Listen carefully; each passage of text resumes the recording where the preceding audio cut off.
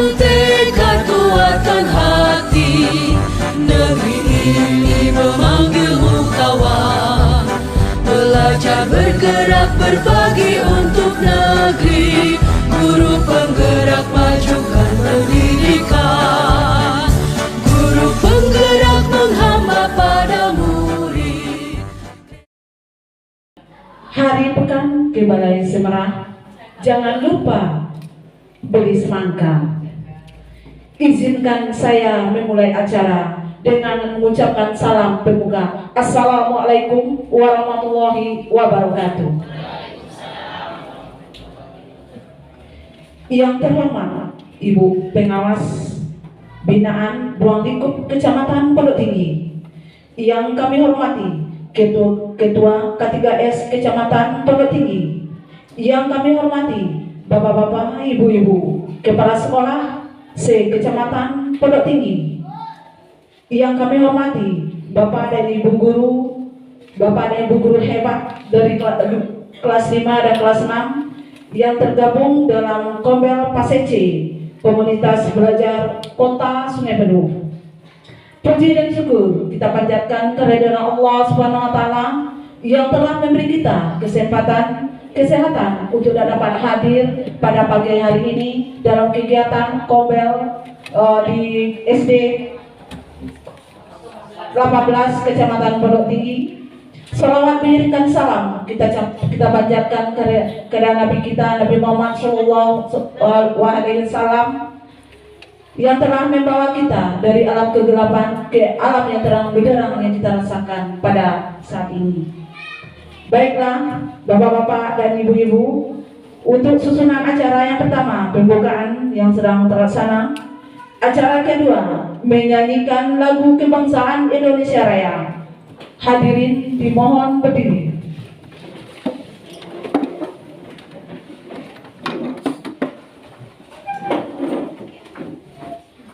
Hiduplah Indonesia Raya, 1, 2, 3. Indonesia tanah airku, tanah tumpah darahku. Di sanalah aku berdiri, jadi pandu itu.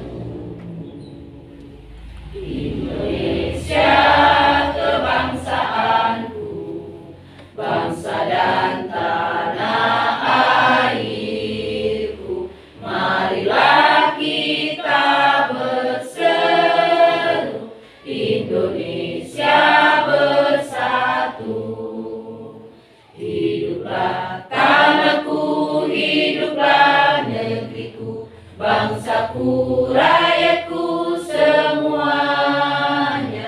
Bangunlah jiwanya, bangunlah badannya untuk Indonesia Raya. Indonesia Raya, merdeka, merdeka, tanahku, negeriku yang ku cinta. Indonesia Raya, merdeka, merdeka, hiduplah Indonesia Raya. Indonesia Raya, merdeka, merdeka, tanahku, negeriku yang ku cinta. Indonesia Raya, merdeka, merdeka, hiduplah Indonesia Raya. Hadirin dipersilakan duduk kembali.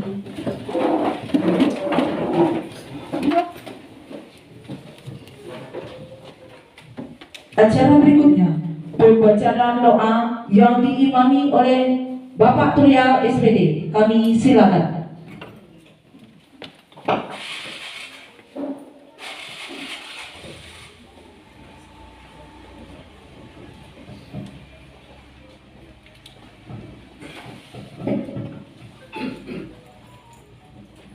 Assalamualaikum warahmatullahi wabarakatuh. Na'udzubillahi minasyaitonir rajim. Bismillahirrahmanirrahim. Alhamdulillahirabbil alamin. Wassalatu wassalamu ala asrafil anbiya mursalin wa ala alihi wa sahbihi ajmain. Subhanallah walhamdulillah wa la ilaha illallah wallahu akbar. La hawla wa la quwwata illa billahil aliyyil azim. Allahumma ighfir lana dzunubana wa liwalidayya warhamhuma kama rabbayana shaghira.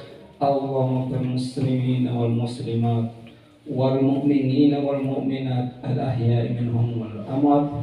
Rabbana faghfir lana dzunubana wa kaffir anna sayyi'atina wa tawaffana ma'al abrar. Bismillahirrahmanirrahim. Masmi sayyun bil ardi wa la bis-sama'i wa huwas sami'ul alim.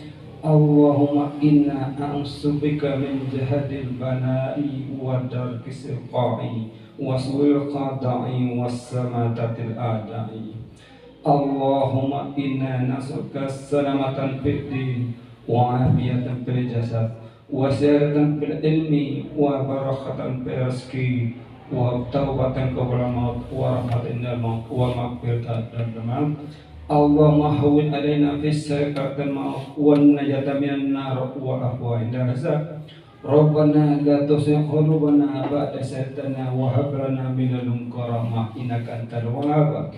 Allahumma iftah alaina abwaaba khair wa abwaaba barakah wa abwaaba nikmat wa abwaaba rizqi wa abwaaba quwwah wa abwaaba sehat wa abwaaba selamat wa abwaaba jannah. Allahumma afina min kulli bala'id dunya wal akhirah.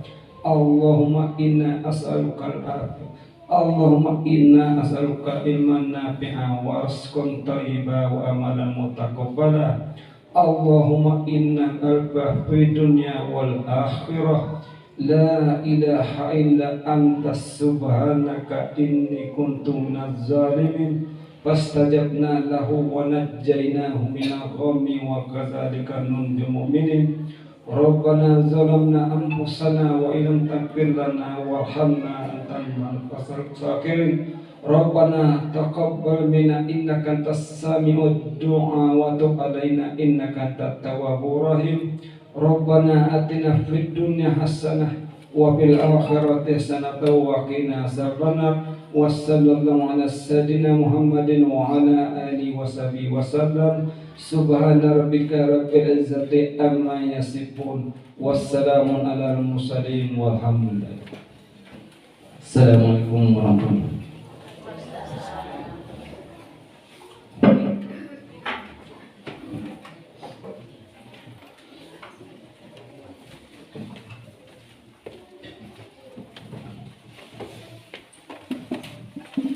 Arahan dan pembukaan oleh Ketua K3S Kecamatan Pondok Tinggi yang terhormat Ibu Fitri Susilawati SPD, kami silakan.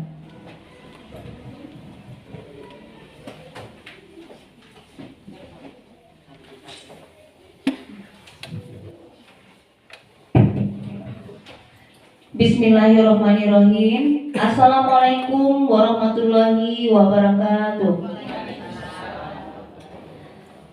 Yang kami hormati Ibu Pengawas Kecamatan Pondok Tinggi, yaitu Ibu Diano Palini SPD, kemudian Ibu Eva Jasrina SPD MPD yang telah hadir dan memenuhi undangan kami. Terima kasih, Bu. Kemudian yang kami hormati Bapak Ibu Kepala Sekolah dalam Kecamatan Pondok Tinggi, kemudian yang kami hormati Bapak Ibu guru kelas 5 dan 6 atau fase C yang hadir pada hari ini, di mana guru-guru hebat ya. Kita beri aplaus dulu untuk guru-guru hebat kita. Baik, terima kasih.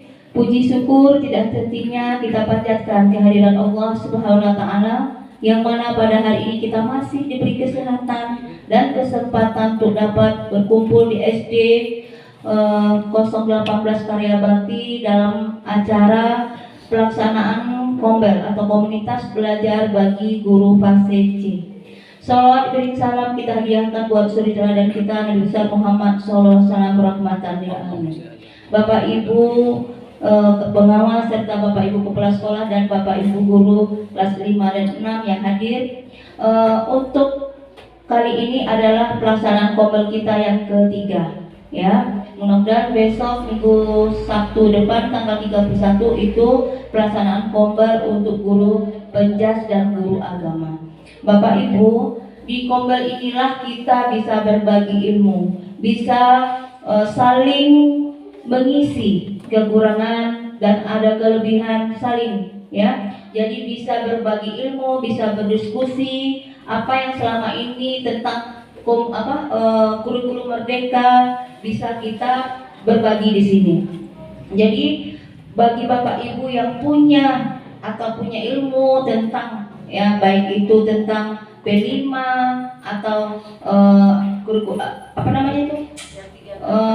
tentang pengisian PMM atau jadi kita bisa berbagi di sini, ya. Jadi untuk kali ini kami menghadirkan narasumber kita berdua, yaitu Ibu Depi itu sebagai narasumber pertama, yang kedua Ibu Betmanida. Nah, nanti apa yang disampaikan oleh mereka berdua mudah-mudahan bisa bermanfaat bagi Bapak Ibu, ya. Jadi untuk kombel kita sudah buat grup, ya, sudah buat grup. Yang kelas 5, kelas 6 itu terpisah. Nah, cuma pelaksanaannya di sini kita bergabung. Nah, untuk kelas 6 mungkin belum ada, ya, kelas 6 belum ada. Tolong guru kelas 6 siapa, Bu Depi, guru kelas berapa? Kelas 5, kelas 6? Ya, yang siapa? Kelas 6? Pak Diki. 5, siapa Pak Diki? Pak Elvia, tolong buat grup kombel untuk khusus kelas 6, ya, untuk kelas 6. Nah, karena baru tahun ini kelas 6, jadi bisa nanti seluruh SD bergabung di kombel kelas 6. Nama kombel kita yaitu Bukit Padon, ya, itu nama kombel kita. Jadi itulah yang perlu kami sampaikan. Nanti kami mohon arahan dari Ibu Pengawas untuk kemajuan kombel di Kecamatan Pondok Tinggi. Terima kasih. Kami tutup dengan wabillahi taufiq wal hidayah. Assalamualaikum warahmatullahi wabarakatuh. Selanjutnya, mari kita dengar sambutan Kepala SD 015 per 11 Lawang Agung dalam rangka desiminasi yang akan disampaikan oleh Ibu Depi SPD selaku calon guru penggerak Angkatan 11 Kota Sungai Penuh kepada Ibu Elmiati SPD MM. Kami silakan.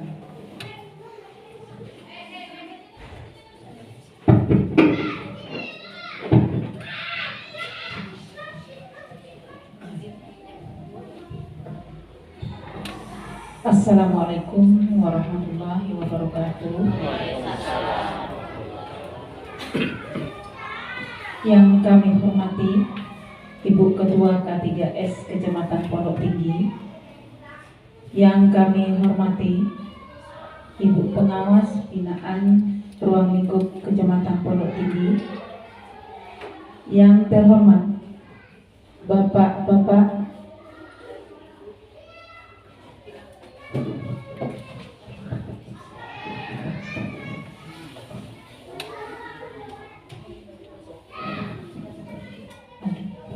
yang kami hormati Bapak dan Ibu-ibu Kepala Sekolah SD se-Kecamatan Pondok Tinggi, yang kami banggakan Ibu Guru, Bapak dan Ibu Guru kelas 5 dan 6 yang tergabung dalam kelompok kelas C Komunitas Belajar Kecamatan Pondok Tinggi. Puji dan serta syukur kita panjatkan kehadirat Allah Subhanahu wa Ta'ala yang mana telah memberikan rahmat, kesehatan, kesempatan pada kita semua sehingga kita dapat berkumpul di SD 018 dalam rangka acara kombel rutin setiap Sabtu.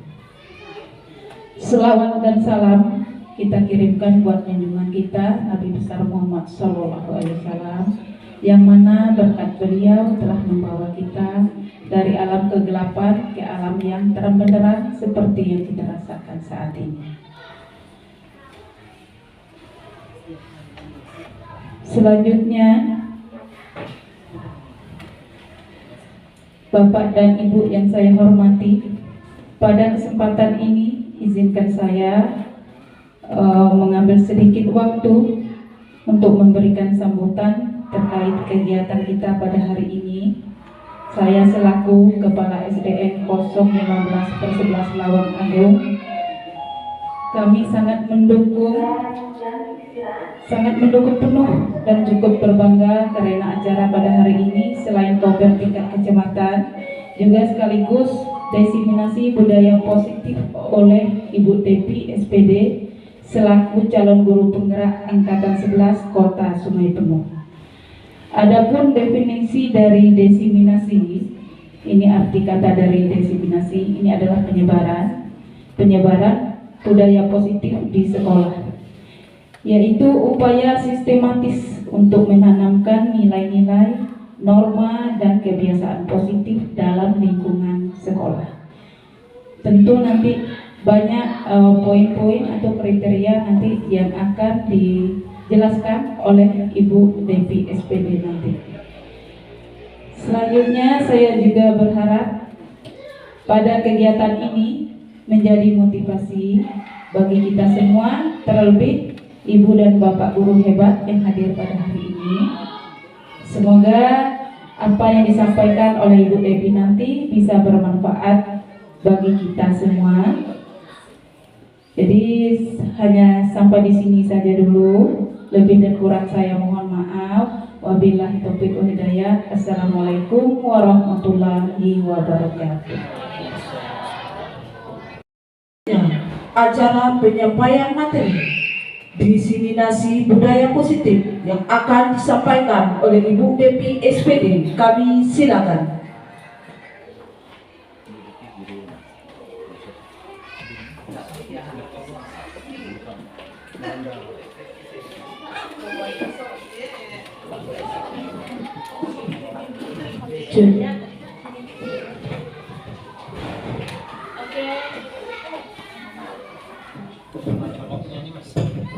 Oke, baik Bapak Ibu hadirin yang kami hormati, izinkan saya untuk menyampaikan diseminasi budaya positif yang mana hari ini saya merupakan narasumber di komunitas belajar kita yang fase C ya Bu ya. Oke, mohon izin Pak Wahyu untuk klik dulu PPT-nya.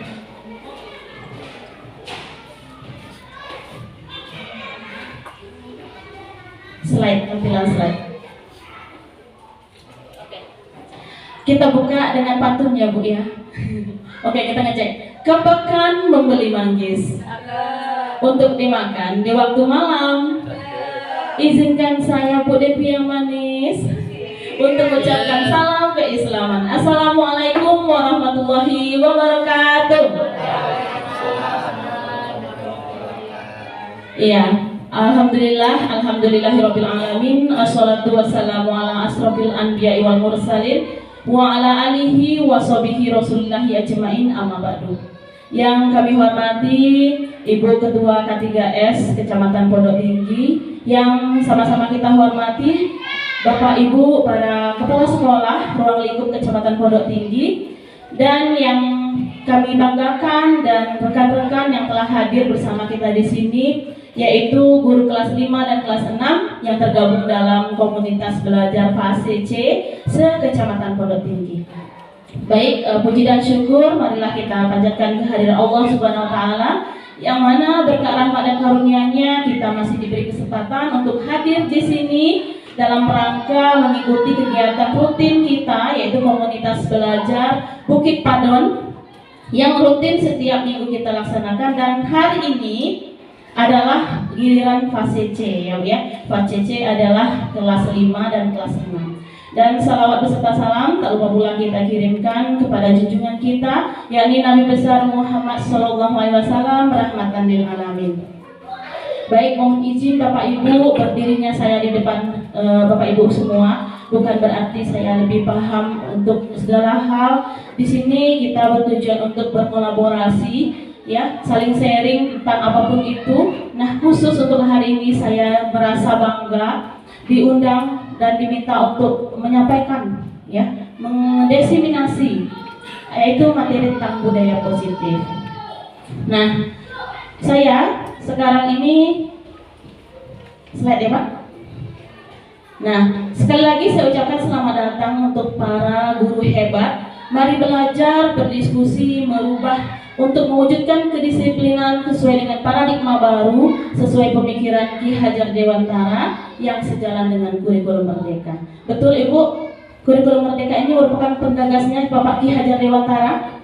Betul. Ki Hajar Dewantara adalah Bapak pendidikan, ya betul sekali. Di mana Bapak Ibu hadirin tak kenal maka tak sayang ya Bu. Mungkin beberapa Bapak Ibu sudah kenal saya. Namun kita ulang lagi, saya adalah DPSPD, di mana pada saat ini saya merupakan CGP atau calon guru penggerak angkatan 11 Kota Sungai Penuh, dan juga merupakan guru dari SD Negeri 015/11 Lawang Agung, Kecamatan Pondok Tinggi, Kota Sungai Penuh, Provinsi Jambi. Nah, suatu kebanggaan bagi saya Bapak Ibu untuk dapat berdiri di hadapan Bapak Ibu semua. Sebenarnya banyak hal yang seperti Ibu pengawas sampaikan tadi ya Bu ya. Komunitas belajar itu bukan hanya ketika kita berbicara sebatas pembelajaran, namun lebih kepada kita saling berbagi, saling berkolaborasi, dan menyampaikan hal-hal apa yang kita bahas di komunitas itu sendiri. Nah, perkenalan sudah ya Bapak Ibu ya. Kita akan menjelaskan, saya sendiri akan menyampaikan topik pembahasan itu tentang budaya positif. Budaya positif ya Bu. Namun sebelum itu, untuk memulainya yang tadi kita udah siapkan ya, kita akan ice breaking dulu ya. Mau ya Bu ya? Supaya semangat. Nah, sebelum ice breaking, Bu Devi punya jargon nih Bu. Kalau saya bilang semangat pagi, Bapak Ibu jawabnya pagi-pagi luar biasa. Pakai tangan ya Bu. Oke? Ya, selamat pagi. Pagi-pagi luar biasa. Dua aja paginya. Oke. Siapa yuk? Mohon Bapak Ibu berdiri ya. Kita ice breaking dulu yang tadi. Satu jari kiri ku gabung menjadi dua, ku buat jembatan panjang. Dua jari kanan, dua jari kiri ku gabung menjadi empat, ku buat kamera cekrek. Tiga jari kanan, tiga jari kiri ku gabung menjadi enam, ku buat menara tinggi. Empat jari kanan, empat jari kiri ku gabung menjadi delapan, ku buat telinga kelinci. Lima jari kanan, lima jari kiri ku gabung menjadi 10, ku siap berdoa. Oke. Keyakinan-keyakinan dan kebiasaan-kebiasaan di sekolah yang berpihak pada murid agar murid dapat berkembang menjadi pribadi yang kritis, penuh hormat dan bertanggung jawab, seperti itu. Nah, selanjutnya pada diseminasi kali ini kita akan menyampaikan beberapa konsep dasar ya Bu, terkait pemikiran paradigma baru pendidikan yang menyatakan kalau seperti Ibu pengawas bilang tadi, bagaimana perbedaan antara pembelajaran kurikulum yang lama dengan kurikulum Merdeka. Ada yang tahu Bu? Ya, seperti Ibu Diana Balini bilang tadi, kalau yang dulu berpusat kepada siapa Bu? Guru, atau kata lainnya adalah teacher center. Kalau sekarang bagaimana Bu? Iya, bisa Ibu jelaskan sedikit? Kalau yang sekarang bagaimana Bu? Pada karakter. Pada siswa pada saat sekarang ini. Kalau dulu kan guru sebagai memberi ilmu, sementara sekarang muridlah yang aktif untuk bagaimana belajarnya, apa keinginan dia belajar. Itu tidak lagi guru untuk menunjukkan apa untuk kegiatan tersebut.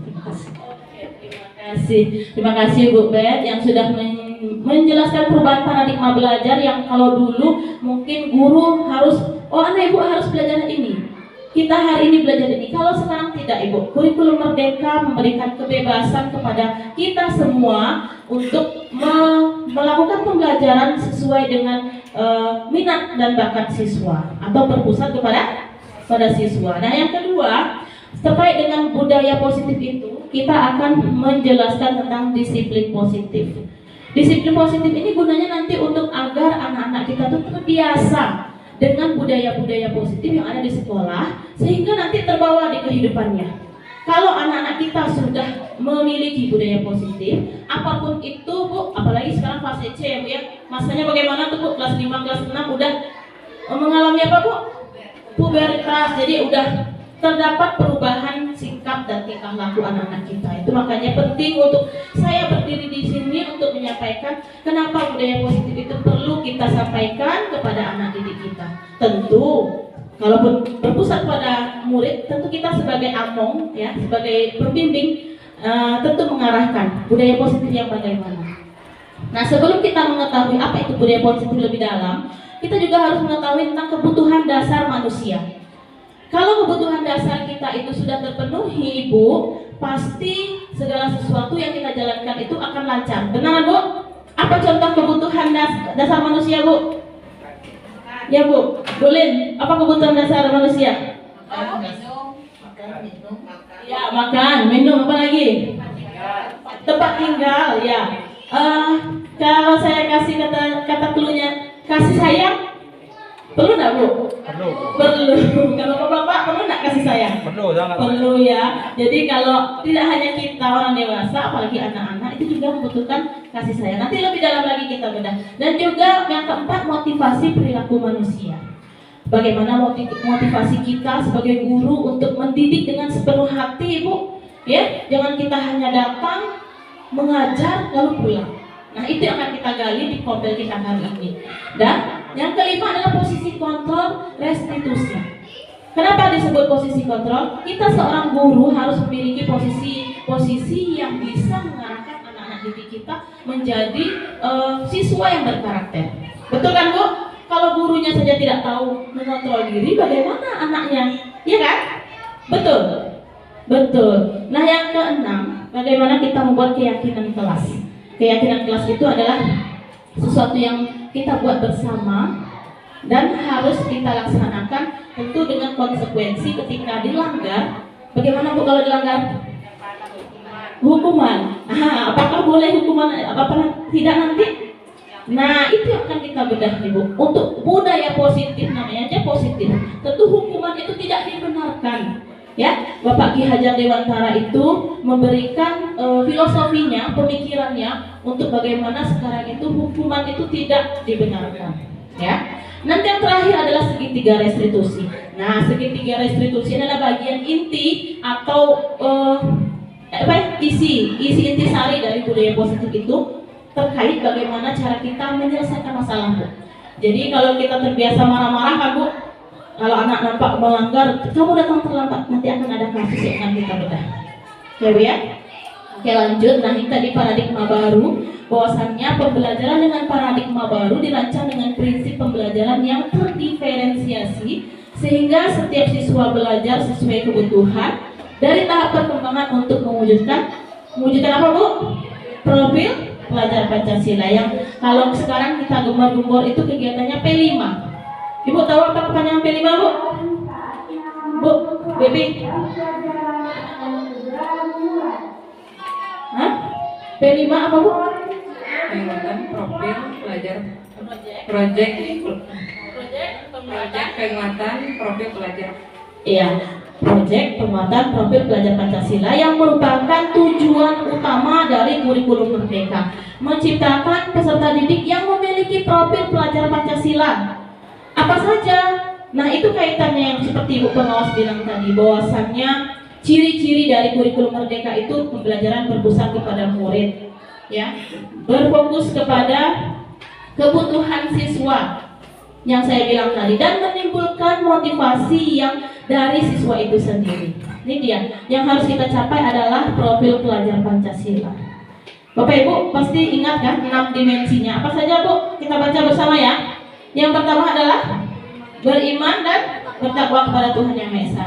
Yang kedua, berkebinekaan global. Yang ketiga, gotong royong. Yang keempat, kreatif, bernalar kritis, mandiri. Nah, dari 6 dimensi itu diharapkan nantinya siswa kita memiliki semuanya sehingga akan tercipta profil pelajar Pancasila. Nah, kita lihat materi yang pertama yaitu dari budaya positif, yaitu disiplin positif.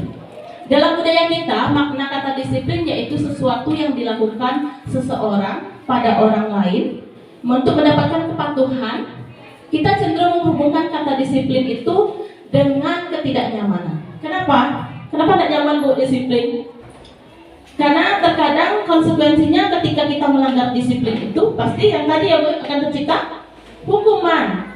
Padahal itu tidak dibenarkan. Nah, sebagai pendidik, tujuan kita adalah menciptakan anak-anak yang memiliki disiplin diri sehingga mereka bisa berperilaku dengan mengacu pada nilai-nilai kebijakan universal dan memiliki motivasi intrinsik bukan ekstrinsik. Nah, ini yang akan kita sambungkan nanti, motivasi intrinsik itu apa dan ekstrinsik itu apa. Nah, kita lihat disiplin positif merupakan salah satu cara menerapkan disiplin yang bertujuan untuk menumbuhkan kesadaran serta memberdayakan anak-anak melakukan sesuatu tanpa sogokan, Bu, ancaman maupun hukuman. Nah, sekarang Bu Devi mau nanya, ketika anak-anak Ibu meribut atau harapannya nanti kalau dia dapat juara, pernah nggak diiming-imingi suatu penghargaan? Pernah, Bu? Kalau kamu, apa contohnya kalimatnya? Bu Binda, apa contoh kalimatnya ketika Ibu memotivasi siswa? Oh, kamu harus menang ini. Bagaimana kalimatnya? Silakan, Bu. Oh, kalau kamu dapat ini, dapat itu, dapat apa? Kamu tidak berdiri. Kalau saya di kelas, contohnya, maaf ya Bu Devi kalau salah. Kalau kamu bisa menyelesaikan tugas ini dengan baik, nanti Ibu beri hadiah. Contohnya misalkan nanti seperti kuis di kelas, nanti siapa yang bisa jawab dapat hadiah. Seperti itu caranya saya lakukan. Terima kasih. Assalamualaikum warahmatullahi wabarakatuh. Iya, itu betul ya Bu ya. Itu berarti merupakan sebuah bisa dibilang sogokan atau penghargaan yang muncul yang diberikan guru agar peserta didik kita mau melakukan berpacu untuk menyelesaikannya. Nah, apakah itu boleh? Kalau dalam budaya positif, ketika motivasi seperti itu dilakukan, itu namanya motivasi ekstrinsik.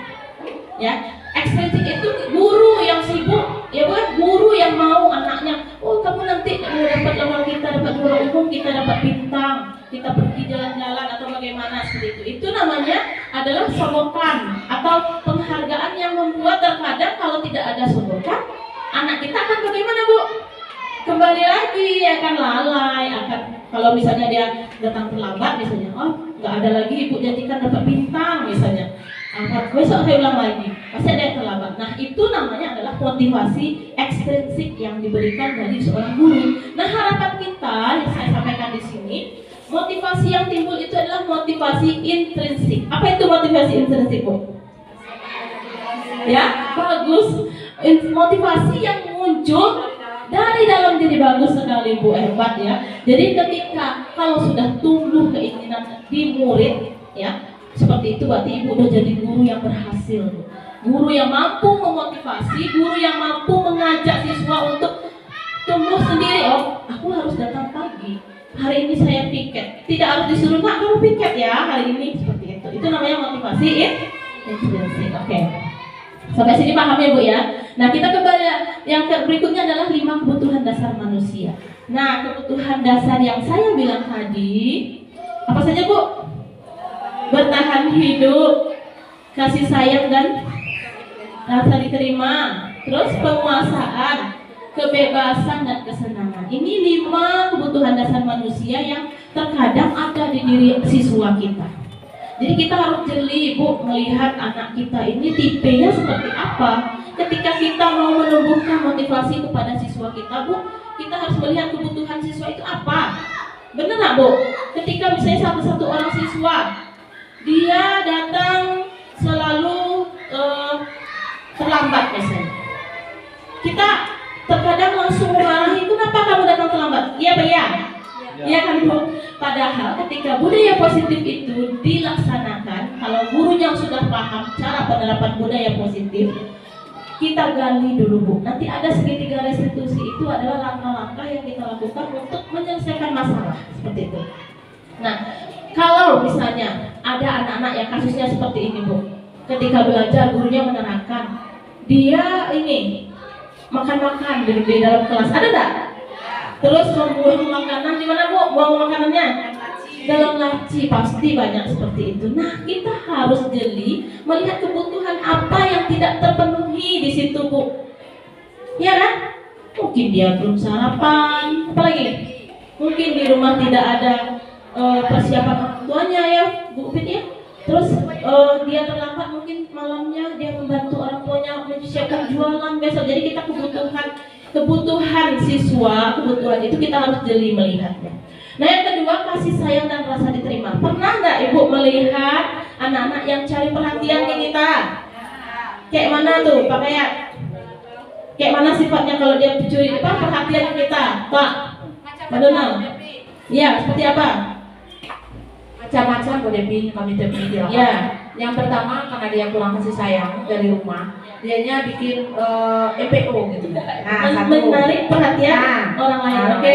Itu yang pertama. Yang kedua, dia di sekolah itu mau manja-manja gitu. Iya. Mau bermanja-manja. Contohnya, mau ditegur, kalau nggak kita tegur dulu, ayo Kiki nulis, baru dia nulis. Dibujuk dulu ya, Bu. Macam-macam di lapangan. Ada yang satunya kepingin belum kita suruh melaksanakan, dia sudah melaksanakan. Nah, mau dipuji, bagus anak ibu. Nah, bermacam-macam kita temui di lapangan. Iya, terima kasih Bu Ben. Jadi memang ketika anak kurang kasih sayang pasti banyak ya sifat-sifat yang kita temui di sekolah. Makanya kita seorang guru jangan langsung marah, Bu. Kita lihat dulu mungkin di rumah mamanya tidak ada atau mamanya pergi merantau. Kan sebanyak seperti itu ya, mungkin ya kalau SD 15 itu pagi mamanya sudah ke pasar. Ya kan, Bu? Nah, seperti itu. Kalau yang tidak terperhatikan sarapannya mungkin dia pagi udah makan, udah ke kantin. Nah, itu dia kebutuhan manusia yang harus dikuasai, yang harus kita mengerti bagaimana siswa kita. Nah, yang ketiga adalah penguasaan. Penguasaan ini ketika anak itu memiliki sesuatu yang keinginan dia yang tercapai. Pokoknya harus ada keinginan yang tercapai. Oh, di sekolahnya aku harus jadi juara satu. Itu contoh penguasaan kebutuhannya. Penguasaannya, oh harus Bu Devi ini lebih perhatian dari saya. Nah, seperti itu. Itu contoh kebutuhan siswa di penguasaan. Nah, kebebasan contohnya. Kebebasan itu contohnya dia ketika mungkin jenuh belajarnya dikasih dia kayak tadi ice breaking atau oh boleh Bu istirahat sebentar. Jangan kita kamu permisi saja. Nggak boleh seperti itu, Bu. Nah, yang kesenangan itu ketika dia bebas mau melakukan apa saja. Oh, hari ini keinginan dia untuk piket. Nah, dia lakukan kesenangan dia. Mungkin dia mau main bola atau olahraga. Nah, kebutuhan inilah yang harus kita jeli melihatnya agar budaya positif itu bisa kita terapkan. Gitu ya, Bu. Nah, oke lanjut. Nanti contoh kasus. Nah, hari ini Doni sering sekali minta bekal temannya. Nah, seperti saya bilang. Ya, seperti saya bilang tadi, bahwasannya ketika ada anak yang sering meminta bekal, pernah nggak Bu ketemu seperti itu? Ada ya. Ketika kawannya makan, dia nimbrung. Bahkan sering dia yang banyak habisinnya. Nah, sudah berulang kali ditegur oleh Ibu Ambar. Tapi kembali Doni mengulangnya lagi. Kemudian Ibu Ambar bertanya, kenapa Doni melakukan hal tersebut? Dijawab Doni ketika ditanya, karena ia lapar dan orang tuanya tidak membawakan bekal makan siang. Maka apa kebutuhan dosen yang berusaha dipenuhi oleh Doni? Kebutuhan apa? Ya, bagus Pak Deki. Kebutuhan bertahan untuk hidup. Jadi kan ada yang lapar, dia nggak mau tahu. Yang penting di sekolah dia ada punya kawannya diambil gitu. Ada kan Bu kita temui seperti itu? Ada ya. Nah, benar sekali kebutuhan yang kebutuhan yang harus kita perhatikan selain untuk bertahan hidup juga kebutuhan akan kasih sayang karena dia mengharapkan temannya itu mau memperhatikan dia, saling mengasihi seperti itu. Dan dalam kasus ini juga Doni merasa hebat karena ketika dia minta makanan, kawannya merasa apa? Takut, gitu kan? Oh ambillah, jadi dikasih saja. Jadi dia merasa bebas atau merasa memiliki kekuatan sehingga kebutuhan dasarnya itu kekuasaan. Kan ada ya Bu ya, ada yang arogan seperti itu, mau dia supaya kebutuhannya dipenuhi, dia ambil aja, rampas saja makanannya. Nah itu belum mencerminkan budaya positif. Nah apa tugas kita? Nah ini dia, nanti ada segitiga restitusi juga ya. Nah kita next aja. Nah motivasi yang saya bilang tadi, motivasi itu merupakan dorongan yang timbul pada diri seseorang secara sadar atau tidak sadar untuk melakukan suatu tindakan untuk tujuan tertentu. Yang seperti saya bilang tadi, untuk memunculkan motivasi intrinsik tentu harus ada bagaimana seorang guru itu untuk memberikan reward atau penghargaan, pujian segala macam. Nah, motivasi yang ada itu seperti menghindari ketidaknyamanan. Ada siswa yang melakukan sesuatu karena takut dihukum. Ada, Bu? Ada. Ada siswa yang melakukan sesuatu karena mengharapkan bintang atau mengharapkan hadiah. Ada. Dan yang ketiga, menghargai nilai diri sendiri sehingga mereka melakukan disiplin itu secara sadar. Dari ketiga ini, Bu, yang mana yang bagus, Bu? Yang ketiga, menghargai nilai. Inilah yang disebut motivasi intrinsik, ya. Motivasi yang timbul dari dalam diri siswa itu sendiri. Nah, kadang-kadang yang kedua ini sering kita lihat, cepatlah datang nanti dimarahin Bu Pit misalnya kan, atau reward misalnya, Bu Yulia itu sering ngasih saya jajan atau bintang gitu. Makanya ketika Bu Yulia nak ngasih bintang lagi, nak mau dia kan, iya kan Bu?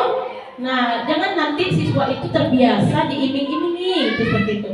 Nah, ini yang harus kita timbulkan, kebijakan diri sendiri. Jadi tumbuh, bagaimana cara guru menumbuhkan itu? Ini dia caranya dengan cara melakukan pendekatan dan restitusi. Ini ya Bu ya. Nih, guru melakukan pendekatan. Siapa yang sering tos dengan siswanya, Bu? Ada tos sama siswanya? Dekat nggak sama siswa Bapak Ibu? Dekat. Jadi kalau gurunya aja cuek, nanti ada tipe-tipe ibu posisi kontrol. Ibu bisa memilih saya bagian mana sih, gitu kan? Nah, seperti apa yang akan kita lihat ketika guru berusaha untuk memunculkan motivasi intrinsik itu. Nah, kalau yang biasa seperti ini mungkin ada nggak? Langsung jewer gitu ya, ketika siswa melakukan sesuatu kesalahan langsung pukul atau langsung dengan kata-kata. Nah, ada tuh, kamu ini, waduh, semacam nggak boleh ya Bu ya. Dan dengan pemberi penghargaan itu sering kita salah artikan Bu. Karena apa? Karena orang banyak bilang, oh dengan memberikan penghargaan mungkin dia bisa lebih disiplin seperti itu. Padahal itu suatu hal yang salah gitu ya. Jadi jangan diiming-imingi. Nah, ketika kita melakukan sesuatu tindakan kepada murid, di sini ada dua identitas diri kita sebagai guru, ada yang gagal, ada yang berhasil. Gagal itu ketika apa Ibu? Ketika Bapak Ibu memberikan hukuman dan penghargaan. Kenapa penghargaan bukan tidak bagus ya Bu, tapi tidak disarankan. Karena akan menjadi suatu pembiasaan yang mengajarkan siswa untuk mengharap sesuatu. Jadinya tidak ikhlas kan Bu? Iya. Jadi bagaimana supaya siswa itu tumbuh ada keinginan dari diri dia sendiri untuk memiliki budaya positif itu. Contoh hukuman apa Bu? Ciri-cirinya menyakitkan. Sakit tak Bu? Menyakitkan. Kadang dihina, dimarahin, dipukul, kadang-kadang guru seperti itu. Terus merasa tidak nyaman muridnya dan takut memaksa murid, ya, menyembunyikan kesalahan dan murid menjadi rendah diri. Apalagi dimarahinya di mana Bu? Ya, di depan umum banyak teman yang lain kita marahi, kita cubit, kita pukul, dia akan kesal seperti itu. Nah, penghargaan, kalau menghargai itu tidak efektif karena dapat merusak hubungan. Kenapa merusak hubungan? Ketika nanti, contoh ada siswa yang Bu ya, pasti kita temui. Ketika semester ini dia dapat juara 1, besoknya kalah sama teman yang lain, pasti dia akan merasa seperti apa dengan kita. Ada ya Bu ya, Bu Pit, ada kan seperti itu kita temui. Dan mematikan kreativitas. Jadi kalau anak udah kecewa, kemarin saya juara 1, sekarang saya juara 2, merasa lagi. Ada nggak seperti itu kan? Ada yang seperti itu. Dan menghukum dengan sistem ranking. Tentu siswa yang rankingnya paling bawah merasa apa Bu? Minder. Makanya di kurikulum Merdeka itu tidak disarankan untuk meranking dari 1 sampai terakhir itu. Dan juga merampas hak menghargai diri. Tuh ya. Nah, yang sukses bagaimana? Yang berhasil? Tentu dengan konsekuensi dan restitusi. Nah, restitusi inilah puncak dari budaya positif itu, kita sebagai seorang guru untuk mampu menerapkannya. Nah, seperti apa? Mungkin kalau konsekuensinya caranya penguatan jangka pendek, selalu mengingatkan ya Bu, oh anak Ibu kamu harus ini, boleh ya anak Ibu, kita sekali-sekali anak Ibu mau apa? Misalnya kita, oh makan bersama, itu suatu cara untuk kedekatan dengan siswa Bu. Karena segala pembelajaran kita tidak harus ketika belajar aja mendiktekan atau sekarang kan berpusat kepada siswa. Jadi dari murid juga diperlukan itu. Nah, perlu monitoring berkelanjutan. Artinya kita terus menstimulus atau mengatakan, oh nak, kamu sudah melakukan ini, ada bangun pagi seperti itu. Oh bagus, kita puji, kita tanya terus dan kita cek secara berkelanjutan. Dan stimulus respon sehingga respon kita itu positif. Jangan kita langsung, kenapa kamu tidak ini bangun pagi? Contoh ya, kalau kita melanggar anaknya terlambat, kenapa masih terlambat juga? Kan kita sering kayak gitu. Kamu lagi, gitu. Dan itu jangan. Karena ketika kita memberikan stimulus atau rangsangan atau respon kita positif kepada siswa, pasti setidaknya, oh besok kamu lebih pagi lagi ya datangnya. Itu emang agak sulit ya Bu. Yang terkadang kita langsung spontan ketika anak merasa orang sudah baris, dia di luar pagar. Terus dia bilang terlambat permisi Bu. Ya, secara berulang-ulang itu tuh guru merasa kesal lah Bu. Nah, bagaimana cara kita untuk menumbuhkan anak murid itu, oh besok saya tidak akan terlambat lagi. Nah, seperti itu.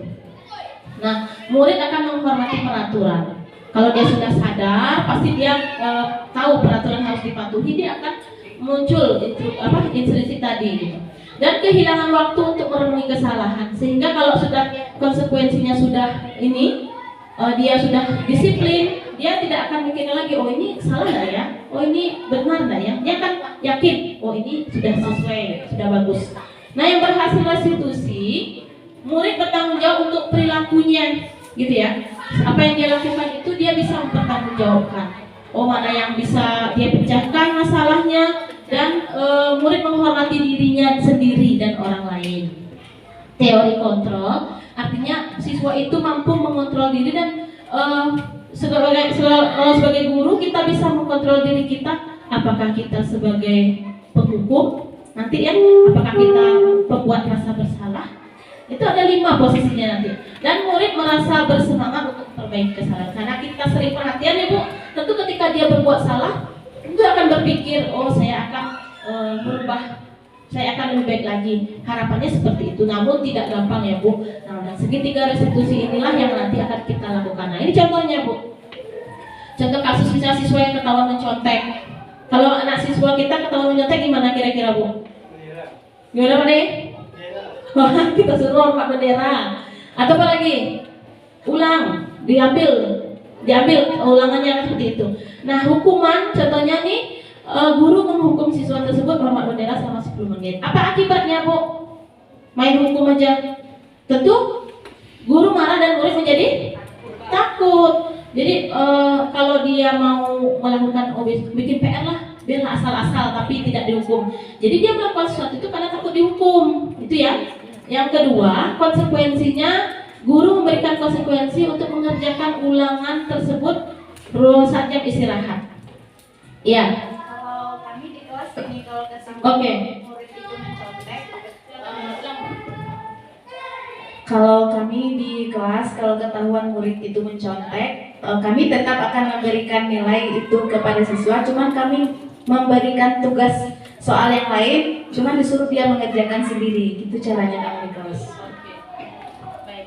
Jadi guru itu memiliki trik-trik sendiri gitu ya. Jadi kalau guru yang tegas mungkin, oh kamu ujian ulang gitu. Nah, apakah itu baik?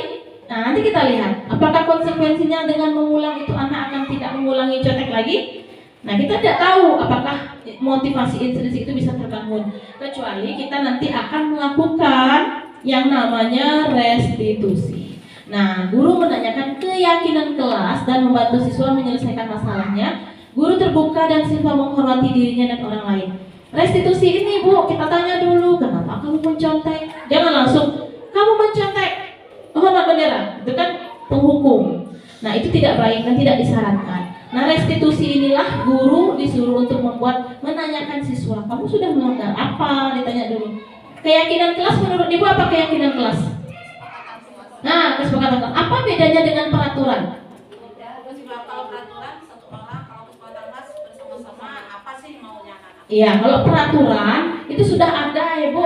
Nah, siswa itu harus tunduk, harus patuh gitu. Kalau keyakinan kita buat bagus betul, kita buat bersama-sama dan kita yakini bersama-sama. Makanya sekarang itu banyak di kelas kan bukan lagi tata tertib kelas bukan seperti itu.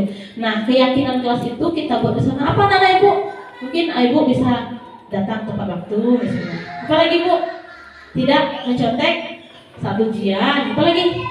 Contoh kesepakatan kelas. Tidak merusak, tidak mengganggu teman. Tapi kalau tidak semua, apakah itu sudah positif? Belum. Itu makanya ketika kita membuat keyakinan kelas, di syarat-syarat keyakinan kelas itu adalah sesuatu kata yang sederhana. Kita lihat di ruangan ini udah ada belum ya? Belum kayaknya ya. Masih peraturan. Oh itu ya. Berdoa sebelum mulai pelajaran ya, memakai seragam itu bisa dengan kata lain ketika peraturan itu disepakati bersama. Ya, kata-katanya adalah gimana Bu? Oke, nanti ada berkelanjut sama Bu ya. Terus konsep disiplin, pendekatan restitusi sebuah cara untuk menerapkan disiplin positif pada murid. Nah, pengertian restitusi itu sendiri adalah proses menciptakan kondisi bagi murid untuk memperbaiki kesalahan mereka gitu. Sehingga mereka bisa kembali pada kelompok mereka dengan karakter yang lebih kuat. Nah, cara penyelesaiannya itu dengan kata-kata positif yang tidak menghakimi, tidak menghukum, tidak memberikan penghargaan, itu tidak disarankan. Kalau memberikan penghargaan secara terus-menerus, anak akan terbiasa, akan timbul perasaan tidak ikhlas melaksanakan sesuatu. Kalau memberikan hukuman, dia akan merasa melakukan sesuatu itu karena takut dihukum. Jadi bisa jadi yang dikerjakan akan asal-asalan seperti itu, Bu. Nah, jadi ciri-ciri restitusi itu bukan menebus kesalahan, namun belajar dari kesalahan. Caranya, guru itu memperbaiki hubungan, gitu ya. Nanti akan ada kasus dan Ibu bisa lihat videonya. Terus memperbaiki hubungan itu tawarannya bukan paksaan. Anak Ibu besok kamu mau berubah? Nah, seperti itu ditawarkan. Jangan pokoknya tidak mengucapkan kata-kata yang tidak positif, yang jelek atau jangan, itu tidak boleh. Kan memang tidak boleh, dilarang mengatakan jangan gitu kan. Terus yang menuntun untuk melihat ke dalam diri, artinya anak itu termotivasi dari dalam dirinya untuk menjadi lebih baik seperti itu. Itu ciri-ciri restitusi. Bagaimana trik guru untuk menumbuhkan itu dan mencari kebutuhan dasar yang mendasari tindakan, fokus pada karakter, dan menguatkan fokus pada solusi. Jadi ketika anak melanggar, apa sih solusi yang akan dilakukan untuk menyelesaikan masalah itu? Nah, itu ciri-ciri restitusi. Nah, ini dia posisi guru yang ada 5 posisi kontrol. Ini posisi guru. Sekarang saya tanya, ibu-ibu mungkin dari kelima ini penghukum, pembuat rasa bersalah, teman, pemantau, manajer. Apakah kelima ini ibu pernah melakukan? Pernah enggak? Pernah. Menghukum. Yang paling banyak yang mana nih? Penghukum, pembuat rasa bersalah, teman. Pak Deki pernah nggak merasa berteman dengan bestie dengan siswa? Bu Pindah. Nah, nanti ada konsekuensinya apa kalau kita? Nah, pemantau ada juga. Pemantau ini kayaknya guru-guru yang cuek, yang nggak ini seperti itu. Nah, ini 5 posisi kontrol seorang guru. Nah, ini akan ada kasus. Contoh kasus di sekolah terhadap posisi kontrol seorang guru. Kita bisa putar sebentar ya.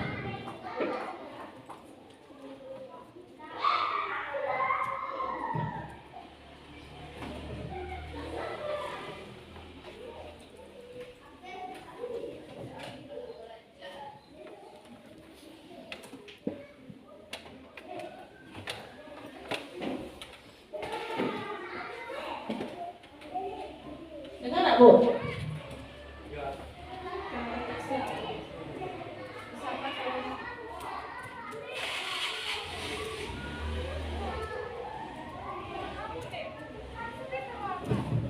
Nah,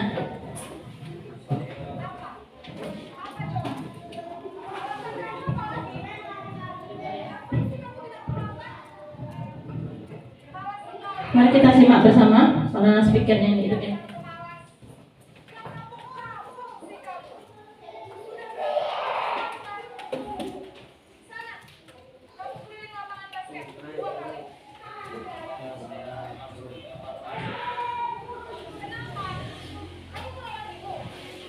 Ya.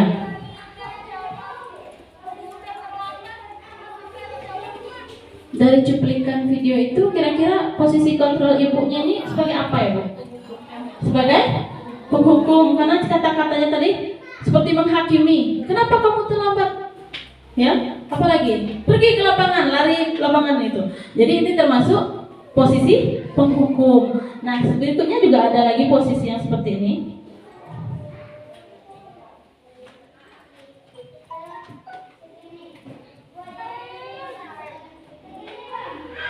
Nah, gurunya melas ya, Bu. Coba diperhatikan.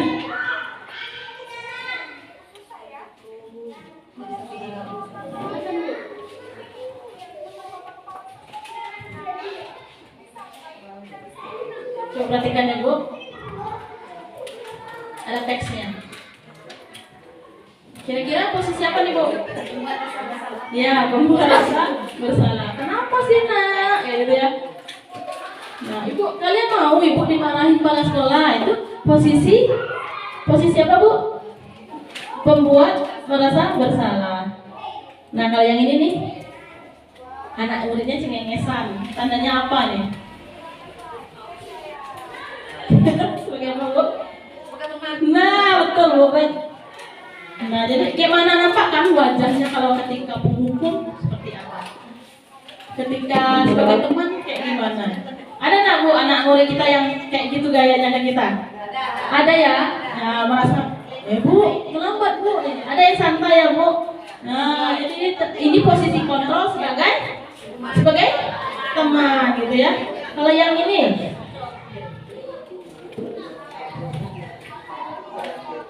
nah ini yang kaku tadi. Pemantau.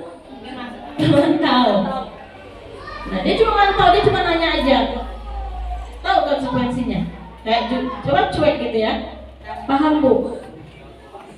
Dia bukan penghukum, tapi dia seperti kayak acuh aja gitu. Kaku. Oh, kamu udah tahu, terlambat.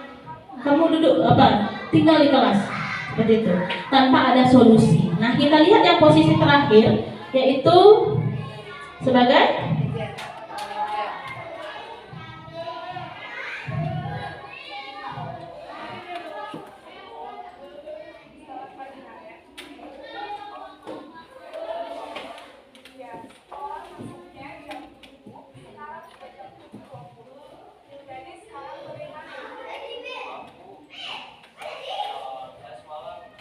dari mimik wajah gurunya kayaknya berwibawa ya, Bu.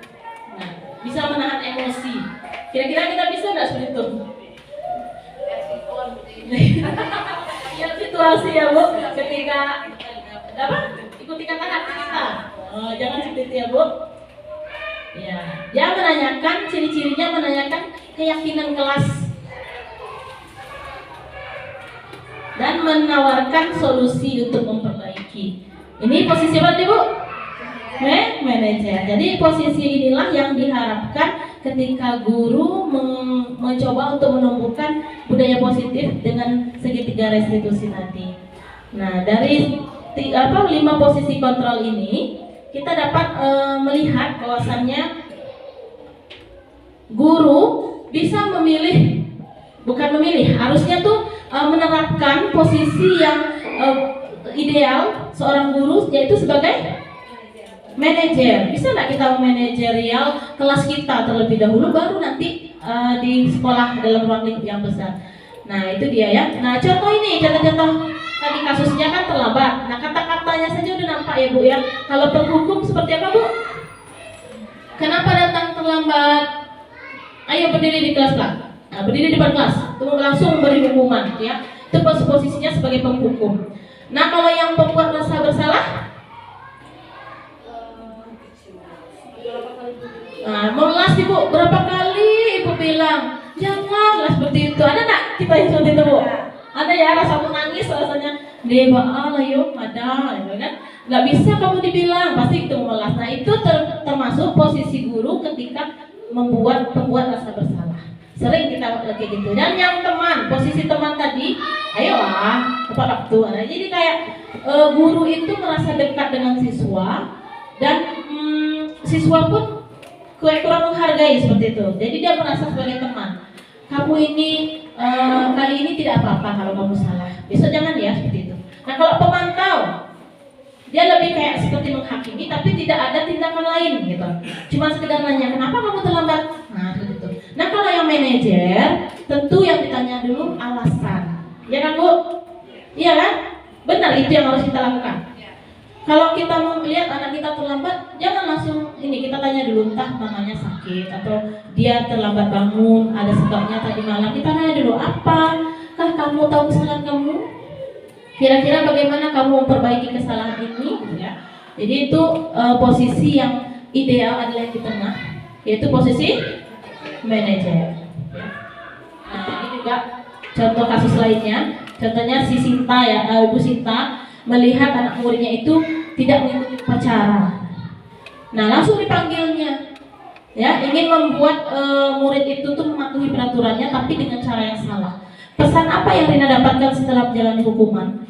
Di depan muridnya, di depan siswa yang lain dibilang, "Kamu tidak mengikuti upacara. Silakan baris tegak kaki satu atau hormat yang bendera." Bagaimana perasaan anak-anakku?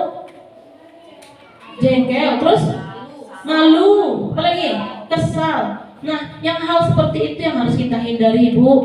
Karena sehingga untuk budaya positif itu jangan sampai apalagi kata-kata ya Bu yang menyakiti perasaan anak-anak murid kita. Walaupun terkadang jujur ya Bu susah mengontrol diri kita ya. Nah, budaya positifnya apa? Terdapat bahasa tubuh yang mengintimidasi. Jadi siswa itu merasa tertekan gitu nah.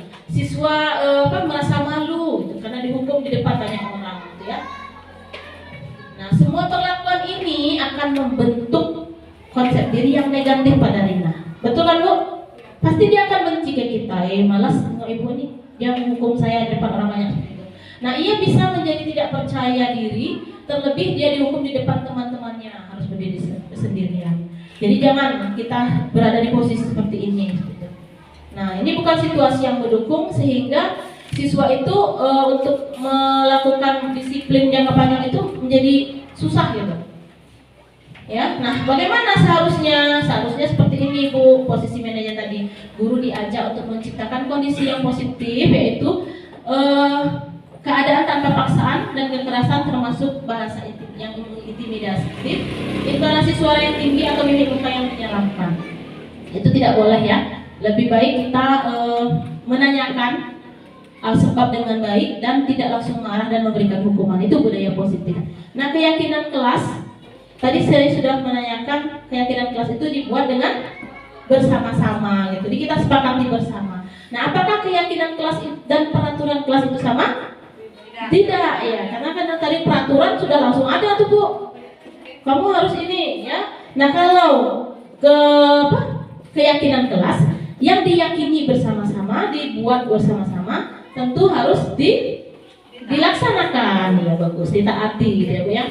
Oke, nah konsep keyakinan dan peraturan. Kalau keyakinan kelas adalah perjanjian atau aturan yang disepakati oleh siswa dan guru di dalam kelas. Kalau peraturan kelas, aturan yang dibuat oleh ibu guru dan sekolah yang harus dipatuhi oleh siswa. Gitu ya Bu. Nah kalau saya tanya, mana nih yang lebih meyakinkan? Keyakinan kelas atau peraturan kelas? Keyakinan kelas atau kesepakatan kelas. Kenapa Bu? Karena dibuat bersama-sama tadi. Iya. Nah, jadi konsekuensi yang kita dari kita untuk kita, seperti Bu ya. Jadi cocok ya Bu, kita mulai hari ini kita membuat keyakinan kelas itu secara bersama-sama. Paling itu sering di awal pembelajaran. Ya, nanti disambung sama Bu Beb ya. Oke. Jadi sinkron materi kita hari ini. Ya, bagus. Oke, terima kasih ya Bu. Dan kegiatan pembuatan keyakinan kelas itu dilakukan dengan cara bagaimana Bu? Berdiskusi tentang peraturan. Kalau memang tidak sanggup ya jangan gitu. Nah, boleh permisi untuk beli makanan.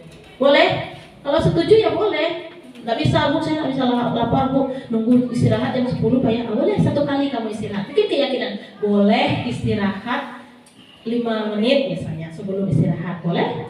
sesuai kesepakatan. Nah, yang kedua, merumuskan peraturan menjadi keyakinan. Kalau peraturan itu kesannya memaksa karena datang dari sekolah atau kepala sekolah atau guru, kalau keyakinan kelas itu dari siswa dan guru sendiri. Nah, menempelkan keyakinan di kelas. Nah, seperti yang itu kan masih bunyinya peraturan. Ada baiknya untuk kita ya Bu ya, apalagi fase C, itu kan anaknya udah gampang kita arahkan gitu ya, kelas 5 kita bisa memulai dari menghias-hias kelas kita ya Bu ya. Kalau di awal pelajaran itu kalau saya ya untuk sebagai motivasi ya Bu, bukan untuk melebih-lebihkan, tidak.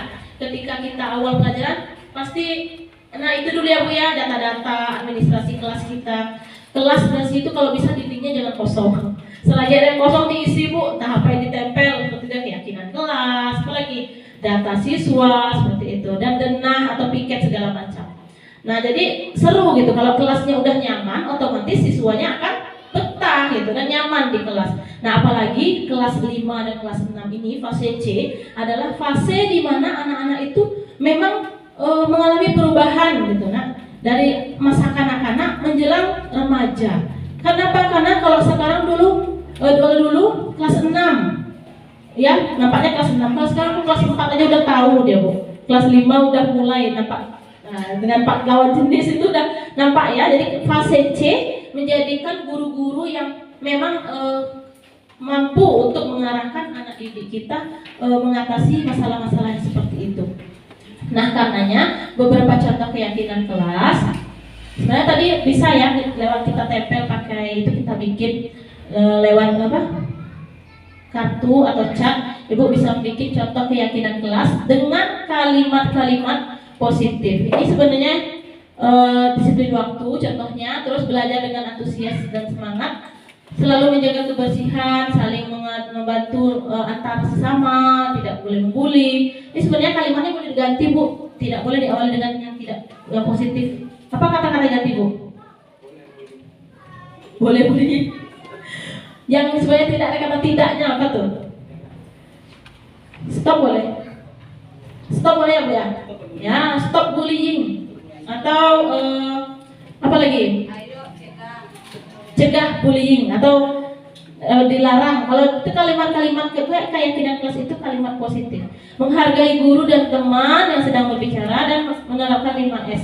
Senyum, sapa, salam, sopan dan santun. Serta gemar membaca dan menulis sebagai budaya literasi. Ini keyakinan kelas ini fleksibel. Fleksibel artinya apa Bu? Bisa berubah. Apa yang Ibu ingin rancang di kelas itu bisa Ibu rancang, dan apa yang Ibu yakini bersama siswa bisa. Misalnya khusus hari Sabtu misalnya gotong royong dan membersihkan kelas bersama, dekorasi atau segala macam. Nah, bagaimana pembentukan keyakinan kelas? Yang pertama lebih abstrak dari peraturan. Yang kedua berupa pernyataan universal, artinya itu kalimat-kalimat yang menumbuhkan rasa intrinsik tadi, ya, untuk disiplin, untuk lebih mandiri seperti itu. Kebijakan universal itu menumbuhkan sifat-sifat positif dalam diri siswa. Itu universal ini secara global sesuai penelitian dunia yang terkait tentang kebijakan universal itu. Dan yang ketiga dibuat dalam bentuk positif. Nah, itu saya bilang tadi. Kalau bisa jangan tidak gitu. Jangan seperti itu. Tadi masih ada satu terbuat. Dan yang keempat sedikit saja katanya, mudah diingat, datang tepat waktu ya, membersihkan kelas, melaksanakan piket, seperti itu, kata-katanya singkat dan sesuai dengan kondisi kelas agar mudah diterapkan. Nah, yang paling penting adalah semua warga sekolah dilibatkan dalam membuat. Tidak ada yang tidak setuju, jangan gurunya aja, itu sama lagi peraturan kelas. Ditanya ke anaknya Bu, disuruh dia tempel di kelas gitu kan. Tadi sebenarnya bisa dipraktekkan, cuman bahannya di situ karena kita record nggak bisa terputus ya. Nah, nggak apa-apa, nanti mungkin disambung sama Ibu Beb ya. Nah, untuk selanjutnya ini dia cara mengatasi masalah dan menumbuhkan restitusi itu sendiri dengan cara segitiga restitusi. Caranya Ibu, menstabilkan identitas, memvalidasi tindakan yang salah, menaikkan keyakinan. Apa contoh kata-kata ini menstabilkan identitas? Jangan langsung disalahkan, Bu, kamu ini terlambat terus. Sebaiknya kata-katanya bagaimana? yang bisa? Ada Bu, menstabilkan. Misalnya nih ada anak kita terlambat. Apa contoh kalimat menstabilkan? Oh Budi, misalnya, kamu terlambat. Kenapa? Ya tadi kan ditanyakan alasannya. Sudah tuh alasannya kenapa kamu terlambat? Oh saya ini Bu. Diberikan kesempatan anak untuk menyampaikan alasan kenapa dia melakukan itu. Dan yang kedua, validasi tindakan yang salah ini seperti ini. Oh, tidak apa-apa. Seperti menetralkan gitu nah. Tidak apa-apa, kamu terlambat hari ini. Besok, nah seperti itu. Ya, waktu menstabilkan validasi tindakan yang salah. Besok diharapkan jangan diulangi. Nah, seperti itu. Kalau bisa, bangun tidurnya lebih cepat seperti itu ya. Dan yang ketiga, menanyakan keyakinan. Kalau sudah melanggar, jangan langsung kamu ini udah melanggar ini, jangan seperti itu. Yang harus kita tanyakan adalah keyakinan kelas. Kamu sudah melanggar keyakinan kelas yang mana, gitu ya Bu ya. Nah, misalnya tidak kalau dari karena keyakinan kelas itu dia yang membuat, berarti dia bilang seperti ini. Keyakinan kelas yang saya datang tidak tepat waktu Bu. Nah, jadi dia tahu ya dari segitiga restitusi. Nah, ini saya sendiri sudah mencobakan di kelas dan alhamdulillah pada awal semester itu Bu memang agak payah menstabilkan anak-anak gitu, mengkondisikan. Karena ketika peralihan kelas 4-5 padahal kita nurut siswa yang ubed ya, kita guru yang di kelas ngikutin murid, tapi ketika dia gabung dengan lokal A dengan B, wah luar biasa, ngobrol seperti pasar gitu kan. Akhirnya dengan segitiga restitusi dia usil. Ini kan anaknya kadang dia kalau ini masalahnya dia buang sampah, makan ketika kelas. Saya tanya, kenapa Nadira? Saya tidak makan Bu pagi. Ya, alasannya apa? Mama sibuk sama Dede. Itu jujur loh. Ya, ini nyata saya alami. Oh, biasanya mungkin mamanya menyiapkan, sekarang mungkin tidak sempat lagi. Kan ya, mungkin besok minta mama siapkan bekal kok ke sekolah seperti itu. Nah, nggak apa-apa, hari ini nggak apa-apa ya Nadira makan di kelas, besok upayakan sarapan dulu. Nah, seperti itu kata-kata yang seperti itu yang saya lakukan. Sebenarnya ini bisa diputar videonya Bu, cuman karena saya merekam itu waktunya siang, jadi ada suara anak-anak ya, mohon maaf aja. Dan juga waktu dan penerapan disiplin positif, hendaknya guru memiliki standar kepribadian profesional dan sosial yang baik, di mana guru mampu merefleksi pada posisi kontrolnya saat ini. Nah, bagaimana perjalanan dirinya menjadi seorang among? Nah, itu yang saya tanya tadi. Sesuai filosofi Ki Hajar Dewantara, guru sekarang itu sifatnya among Bu. Tidak lagi teacher center, kamu harus ini, kamu harus itu, buka halaman sekian, kita belajar ini, tidak seperti itu ya Bu ya. Harusnya gimana Bu? Hari ini kita belajar apa? Kita tanya anaknya dulu, Bu, hari ini kita belajar tentang pencernaan ya Bu. Ya kan, kelas 6 ada pencernaan manusia? Ada Bu? Atau belajar tentang sifat-sifat cahaya kelas 5? Nah, Bu, besok kita buat center. Ya, saya seperti itu. Anak ibu mau tidak melakukan percobaan untuk mengetahui sifat-sifat cahaya misalnya. Kita kan fase C nih, materinya udah berat, tuntutannya banyak. Bu, saya lihat di buku Bu, ada itu sendok dimasukkan ke dalam gelas. Nah, kita besok kita bawa ya nak ya, kita bawa senter, kita bawa kaca, kita bawa plastik, kita lakukan percobaan supaya anak-anak ibu tahu sifat-sifat cahaya. Nah, seperti itu harusnya kita ini sebagai among mengarahkan gitu. Nah, posisi manajer yang menuntut murid-murid menjadi insan yang mandiri, merdeka dan bertanggung jawab. Itulah merdeka yang sebenarnya Bu. Kurikulum merdeka itu membebaskan sesuai minat dan bakat siswa gitu. Jangan lagi buka buku catat latihan gitu. Itu jangan ya Bu ya. Harapannya melalui komunitas belajar ini, melalui diseminasi saya pada saat ini tentang budaya positif, kedepannya kita memiliki pandangan atau perubahan dalam hati kita untuk memperbaiki diri menjadi guru yang sebenar-benar menjadi among bagi siswa kita gitu ya Bu ya. Nah, terima kasih. Mungkin semoga sesi belajar bersama ini membawa manfaat dalam mewujudkan profil pelajar Pancasila, dan terima kasih. Sebelumnya nanti kita sesi tanya jawab, kembalikan ke Ibu moderator. Nah, kita cek dulu semangatnya. Tadi apa Bu? Semangat pagi, pagi luar biasa. Siap Bu? Siap ya? Yo, selamat pagi, pagi luar biasa. Saya juga punya satu tepuk Bu. Kalau di CGP itu Bu sangat menarik sekali. Saya hobinya kalau ice breaking. Jadi saya paling heboh kalau ice breaking itu ada satu tepuk yang memang sekarang kan musim nih ice breaking supaya membangkitkan semangat. Boleh kita berdiri Bu, bila jadilah contohnya seperti ini ya. Kalau saya bilang selamat pagi, ibu jawabnya semangat. Kalau selamat siang, 2 kerja giat. Tangannya 2 ya. Kalau ibu bilang selamat sore, istirahat. Selamat malam, ngapain? Kikuk. Ya, bisa ya. Oke, Bu, misalkan Bapak Ibu berdiri, kita ice breaking sebelum kita diskusi. Saya Bu ya. Silakan Pak, kita berdiri sebentar. Ayo Bu. Oke, selamat pagi, semangat. Selamat siang, kerja giat. Selamat sore, istirahat. Selamat malam, kikuk. Oke, terima kasih. Cukup sekian, burung irian, burung cendrawasih. Cukup sekian dan terima kasih. Wassalamualaikum warahmatullahi wabarakatuh. Yang diuraian yang disampaikan sama Ibu Devi tadi, mungkin ada yang ingin menanyakan untuk yang sepanjang yang disampaikan sama Ibu Devi tadi. Ada bapak-bapak dan ibu-ibu. Kami untuk pertama, sesi pertama hanya 3 dulu ya. Ya boleh Ya, silakan Pak Turian, silakan. Ya, silakan Pak Turian. Assalamualaikum warahmatullahi wabarakatuh. Waalaikumsalam warahmatullahi wabarakatuh. Nah, terima kasih buat Ibu Devi telah menyampaikan beberapa materi. Sebenarnya saya pribadi sebagai wali kelas kelas 6 masih gelap masalah kurikulum merdeka. Ya, alhamdulillah hari ini sudah mulai terbuka telah disampaikan Ibu Devi. Tapi ada beberapa hal yang akan saya tanyakan sama Ibu Devi. Kalau bisa kita kembali kepada yang awal tadi, 5 kebutuhan dasar manusia tadi. Ya Pak. 5 kebutuhan dasar manusia.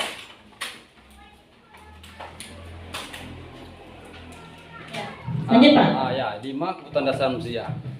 Berarti 5 kebutuhan dasar inilah hal-hal yang kita hadapi terhadap murid selama ini. Iya betul. Tingkah laku, akhlak murid kita, inilah penyebabnya. Saya pribadi mohon kalau bisa Ibu Devi memberi contoh satu persatu bagaimana cara kita menghadapi 5 kebutuhan berikut ini. Terima kasih Ibu. Assalamualaikum warahmatullahi wabarakatuh. Ya, terima kasih Pak Turian. Atau langsung dijawab Ibu Devi. Oke, baik langsung Silakan, Bu ditanggapi Devi. ya Pak Turian ya. Terima kasih untuk pertanyaan yang dari Pak Turian tadi sampaikan. Bahwasannya kita ketahui 5 kebutuhan dasar manusia itu yang kita sebagai seorang guru tentu kita harus peka melihat pada anak didik kita. Kenapa? Karena dari kelima kebutuhan dasar manusia ini yang apabila satu saja tidak ada kita berikan kepada siswa atau tidak terpenuhi, makanya terjadi hal-hal yang terkadang tidak kita inginkan Pak. Misalnya kayak tadi kasusnya kan, kalau bertahan hidup tadi misalnya kan berhubungan dengan makanan, ya kan? Ketika anak tidak siap untuk pergi ke sekolah, tidak ada sarapan, kebutuhan bertahan hidupnya tidak dipenuhi dari rumah, apa yang terjadi di sekolah? Nah, tidak fokus, ada yang mengganggu teman sengaja, ada yang setiap bentar istirahat, permisi Bu, katanya ke WC, taunya kemana? Itu contoh yang pertama Pak Surya tadi, bertahan hidup. Jadi ketika kebutuhan makannya, kebutuhan istirahatnya itu termasuk bertahan hidup, untuk makan minumnya ketika tidak terpenuhi, tentu proses pembelajaran di sekolah akan terganggu. Yang pertama. Yang kedua, kasih sayang dan rasa diterima. Ya, ini banyak kasus yang kita hadapi. Ketika dari rumah saja tidak ada rasa kasih sayang dari orang tua, tambah lagi di sekolah gurunya tidak ada memberi perhatian, aduh marah-marah, kita tidak tahu posisi dia di rumah seperti apa, pasti ketika belajar dia akan merasa kosong. Itu banyak sekali yang kita perhatikan. Kalau kita jeli Pak, itu banyak sekali anak-anak kita yang memang kita maksa nih, kenapa kamu enggak bikin PR, kenapa kamu enggak ini, padahal dia ya Bupit, kita sendiri menghadapi ini Pak di SD 15. Dia hobinya keluar rumah, sehingga tugas di sekolah tidak dia kerjakan. Kenapa? Karena di rumah itu dia tidak ada kasih sayang dari orang tuanya. Mamanya nikah lagi, ya kan? Sibuk ngurus suaminya, anaknya tidak diperhatikan, tidak betah di rumah, setiap dia di rumah dia dimarahi. Jadi tugas, PR, cara belajar tidak diulang, ya. parah kami Pak, ada murid yang seperti itu. Tiba di sekolah, ketika guru menerangkan dia menung, ya seperti kosong, tidak ada harapan gitu Pak. Ya itu udah alhamdulillah berkat kesabaran guru tuh akhirnya dia lulus juga. Kita berikan kasih sayang yang memang kita gali Pak. Kenapa Ra? Kenapa Nak? Kenapa tidak ini mengerjakan PR? Akhirnya dia menangis Pak. Kita gali. Karena di rumah saya ini Bu, dibilangnya nangis sampai nangis. Bukan 1-2 siswa Pak.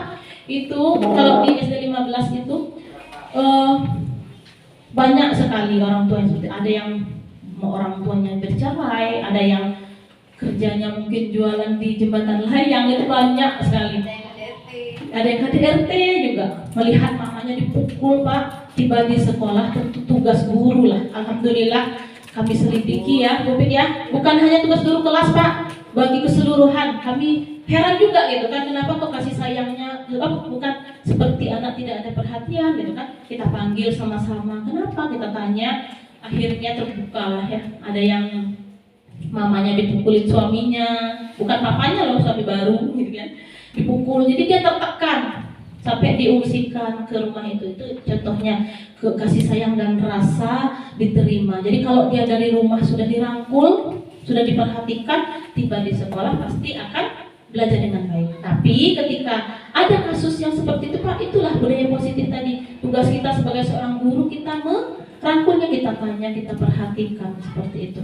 Nah itu yang kedua, yang penguasaan ini. Penguasaan ini contohnya ketika siswa itu berhak untuk memiliki peran atau posisi ketika dia menguasai sesuatu. Contohnya dia menjadi juara 1. Ketika anak meraih prestasi, ketika anak diakui kalau dia memang memiliki keterampilan lain Pak, dia mampu nih, misalnya contohnya Pak olahraga siapa ada sih? Tidak ada ya, guru kelas semua.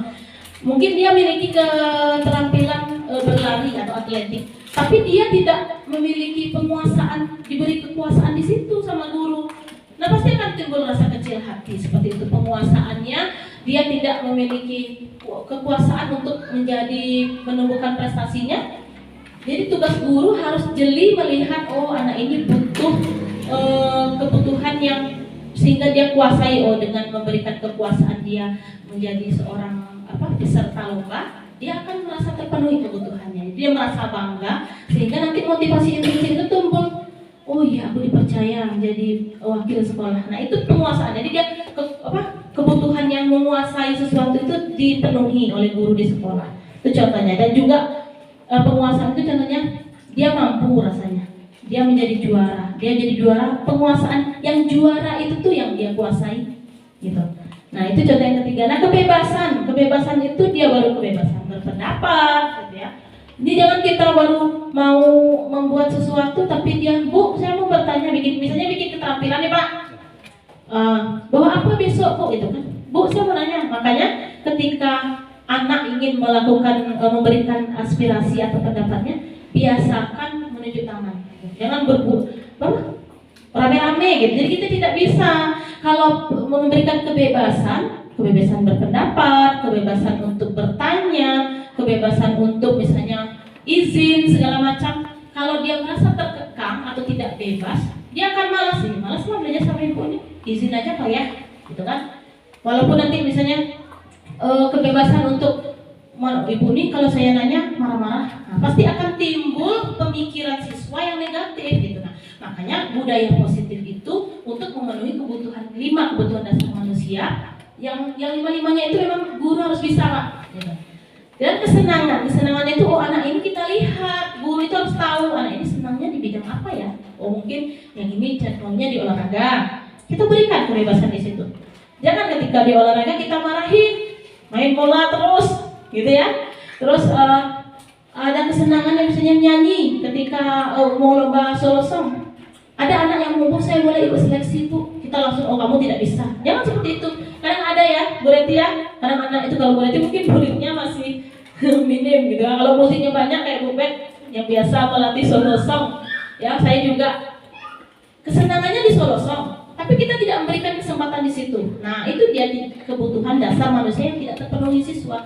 Jadi dia akan mengatakan, oh saya bisa, tapi kenapa ibu tidak memberikan kesempatan? Nah, jadi 5 kebutuhan dasar ini ketika guru dan orang tua berkolaborasi, ya, tidak bisa bu membentuk anak itu tidak bisa sendiri. Jadi harus berkolaborasi antara orang tua dan si guru di sekolah. Nah itu seperti itu Pak Surya.